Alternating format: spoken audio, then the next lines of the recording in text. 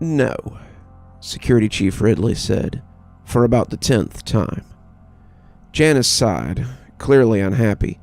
You let the dwarf teach them, and you know he has history with the girl. My field of study, she started again, but Ridley put up a hand. Is known to me, Jan. Who do you think authorized the taxpayers to fund your little study in child psychology? Janice bit her lip. She had known, of course she had known, but she had to try. Most of the washouts had degrees in child psychiatry or child rearing or the mentality of gifted pupils, which was a special course, not found in the usual booklets. They were all the same, though. The site was teaching them to be effective snatchers or minders. When you knew what a kid was thinking, it was easy to grab them, easy to watch them, easy to teach them, so you knew who was going to graduate and who would be the next generations of snatchers and minders. Janice was one of the best snatchers. Female snatchers always were, if they had the sand for it. Something about an unimposing woman asking for help put kids at ease sometimes, and God knew you needed it when some of your targets could blow your head up with a thought or make you think you were an eggplant. Janice, however, wanted to transition into minding, but Ridley knew why. Did Wheeler tell you? She asked. Ridley smiled, and it almost made him look human. It actually made him look like a particularly ghastly muppet, but she would never say as much. Ridley was old, but it had done nothing to slow him down. His skin was waxy, like an overripe fruit, and it made the scars on his face and arms stand out in terrible contrast, wax running through silver. What hair he had left was scooped over his craggy skull like a board over a pothole. He was rail thin, a corpse in a blue suit, but Janice found that she couldn't look at him for more than a few seconds without feeling a mixture of fear and loathing. No matter how old she got, he was still the goblin that haunted her dreams and her nightmares. He didn't have to. I knew you'd eventually stumble across him again. Janice must have looked surprised, because he laughed in a way that seemed rich for his deformed mouth. You think we didn't know? Most of you washouts don't take a dump without us knowing the size and color. We knew you'd popped a kid out, but we didn't expect you to push him out like a cat in the clean linen. You really threw us off with your little rebellious stunt, but we have that in hand now. He leaned forward, the mild fluorescence of his office casting a ghostly glow across his face. So, that just leaves the father. I really hope you weren't dumb enough to sleep with another washout and father another child. You remember what happened last time. Once, she would have looked away and made herself look guilty, but Janice wasn't a little girl anymore, and she had something worth fighting for. No, he was just a guy, someone I met at a frat party. I don't even remember his name now.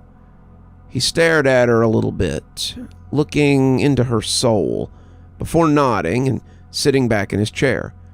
For your sake, I really hope so. She sighed in relief. So, the answer is still no. We have enough teachers for this class. What I really need is intel on the next class, and you and Wheeler make a pretty good team when you're not screwing like rabbits. She held back the tears. She wouldn't cry in front of him.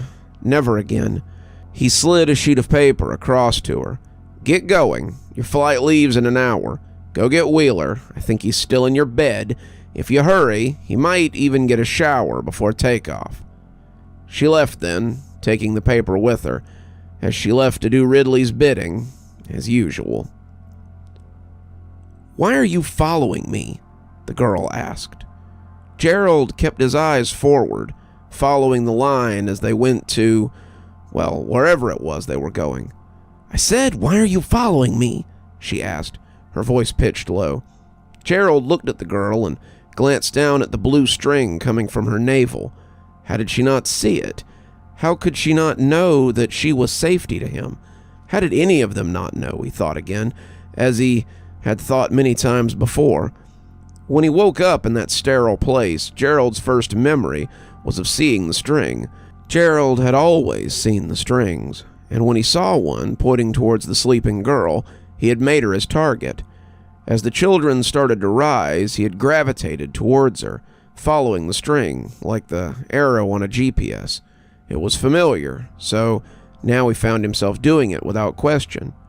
"Are you gonna say something? Or am I to assume that you're some kind of mute?" Gerald was at a bit of a loss, but he pushed forward.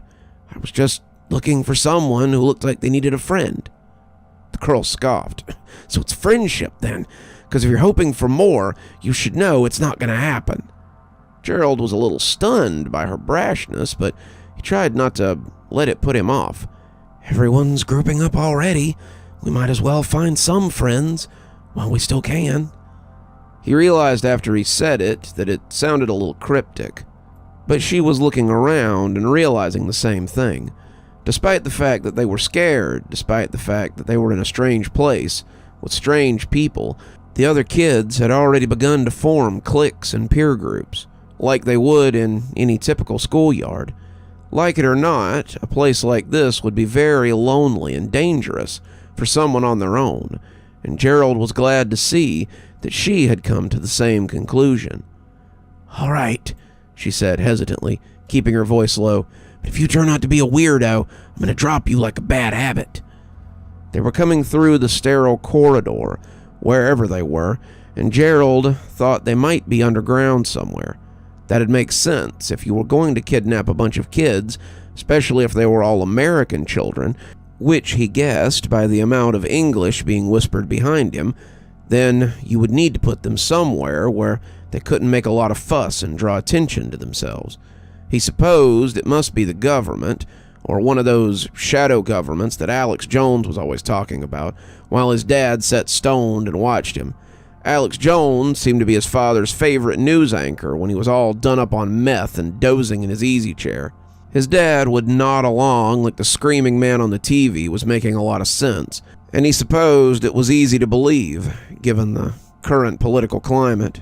These days, CNN looked more like the soap operas that his mother had watched, and he supposed it was comforting to think that some intelligent shadow government was actually pulling the strings, rather than whatever bad actor was in the White House this cycle. "I'm Gerald," he whispered to her. She didn't answer right away, and he thought she might not when she finally leaned back and whispered, "Rebecca." "I'd say it's nice to meet you, Gerald, but it's not." Gerald nodded. Given the circumstances, he understood. They led the 15 or so confused and terrified kids into the last place they had expected to find themselves, a cafeteria. It gleamed at them as they came in, the floor immaculately polished, the 3 serving people there aproned and hairnetted as you would expect in any school cafeteria. They waited patiently as the kids filed in, and when the big man turned to cast his hands towards the line, like some exuberant game show host showing off the prizes, Gerald supposed the organization had to have some sense. Children fed were children controlled, after all. "It's breakfast time, so go ahead and get your meals before we begin your orientation." 13 of them lined up, though Gerald noticed 2 of them broke off and went to sit at the long tables provided. As he took up his tray, he saw the man observing them, his smile still pasted on, but he didn't seem to be correcting them. Gerald supposed it didn't really matter if they were fed or not. They would eat when they were hungry, or they would waste away. His mother had always tried to ensure that he had enough to eat when she wasn't floating in a drunken stupor, but his dad was completely okay to let him sit there all day and be forgotten about. At the end of the day, Gerald reflected, as they loaded his tray with scrambled eggs and sausage, this place would get more kids, if they, the students, failed to live up to expectation. In the end, there would always be more kids, special or not, for whatever they were doing here. As the children sat and began talking quietly amongst themselves, a door at the back of the stage opened up, and out walked a small group of people in doctor's clothes and white coats. He was sitting next to Rebecca when some of them noticed the little person, who took a slightly smaller seat, and she stiffened when she saw him. She was clutching her plastic fork so hard that he thought she might break it, and he didn't have to wonder if she knew the man or not. The large, grinning man proceeded over all, and as he swept his eyes across them, they all became silent, as if by magic. "Welcome to the kindergarten. I'm Mr. Cutter, the head minder for this class. You can tell this," he said, as he brought his hands up to indicate the dark red clothes he wore, "by my scrubs. All minders will wear this color, and it's our job to keep the peace between you little brats. In this place, we are the eyes and ears of Security Chief Ridley, and you better hope you never have to meet him. You will notice that some of those assembled are dressed in blue scrubs. Those are members of the testing team. Think of them as your teachers, because they are here to conduct class. You will listen to them. You will do as they say, or you will be punished. Punishments may be as minor as not being allowed in the day room, going to bed without a meal, or being confined to your bunks for the day. Punishments may also be as severe, though," he said, reaching towards his belt and taking out something that Gerald had thought was a flashlight, "as a beating or a smack with one of these."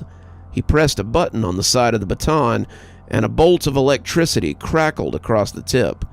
Many of the kids flinched away from the light show, and the man's grin got even wider. This was a man, Gerald thought, who enjoyed causing discomfort. "Trust me when I say you don't want to get zapped by one of these. Corporal punishment, however, is not our priority here. You kids are here to learn how you, too, can serve your country in the war against her enemies. We train you children so you can be our first line of defense against whatever may come in the future. Study hard, work hard, and all of you can be of some use to your country." Gerald still saw much of the fear that had been present when the man had turned on the shock stick, but he was surprised at how many of them looked proud at what the guy was saying. The idea of serving their country clearly appealed to many of them, but Gerald was a little too pragmatic to feel anything but mistrust. The words sounded hollow to him, the carrot after the stick, and he wasn't about to catch Stockholm that easily. These men had grabbed him up off the side of the road, and though they had saved him in their own way, he knew that it had not been their intention. One look at Rebecca showed that she felt the same, though he thought it might be for different reasons. Her eyes were still fixed hatefully on the small man sitting on the stage, like an out-of-place toddler, and it was clear that she had more than misgivings where he was concerned. "So, enjoy your breakfast, and take today to explore your new home. If you have any questions, feel free to come talk to me or any of my staff. You may also see people in black scrubs walking around, and I ask you not to bother them. These are the custodians, and they are hard at work, keeping your pig pen clean so you have somewhere to wallow. I'll shut up now. I'm sure my voice is terrible for digestion. I'll see you all at breakfast tomorrow, for that is when class will truly begin." He exited the stage then, and the talk became low and inquisitive as the kids discussed their fears and their excitements. As children often do, they feared the stick, but longed for the carrot. The guy on the stage would realize this, and Gerald thought he probably could have taught a class on motivation. Not the motivation you teach to businessmen, or even to adults, but the kind you teach to school kids, or those who aren't particularly smart. The kind of encouragement where you're allowed to hit people when they don't do what you want them to do. The kind of motivation that often comes with chains. "I want to go home," Rachel said, and Gerald realized that she was crying into her scrambled eggs. "I don't understand. Why am I here? It's not fair." Gerald had covered his hand with hers before he could stop himself, and when she looked tearfully at him, he favored her with a smile. "It rarely is," was all he could find to say. You're still here. Thanks so much for joining us for tonight's spooky tale. If you'd like a little bit more spooky in your life, why not click on one of the videos that appears at the end of our story? Or maybe head on over to one of our playlists where you can get your fill of spooky content. If you like your spooky a little more tactile, I've got a new book that's come out. If you'd like your own copy, there's a link below in the description where you can get your own copy of my spooky book.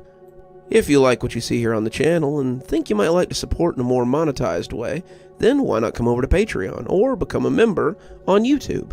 Speaking of, let's go ahead and thank our members now.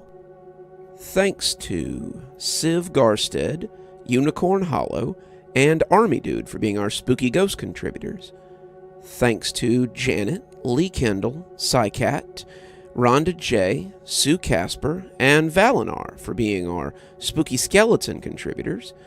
Thanks to Oh Snap, Hi Stacy, Winter, Xaronan, Stephanie Carrington, Tyler Parker, Cinnamon Fox, Grim Reaper, and TomBoiTopUwU for being our Ghostly Reader tier contributors.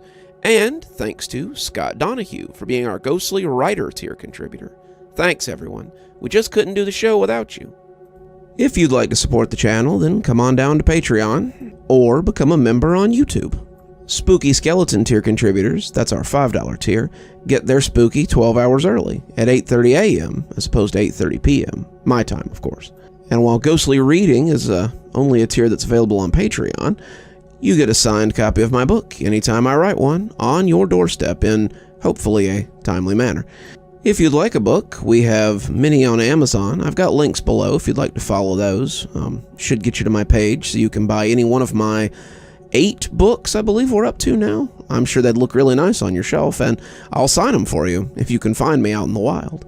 And as always, thanks for stopping by. Dr. Plague, signing off. Have a wonderful evening.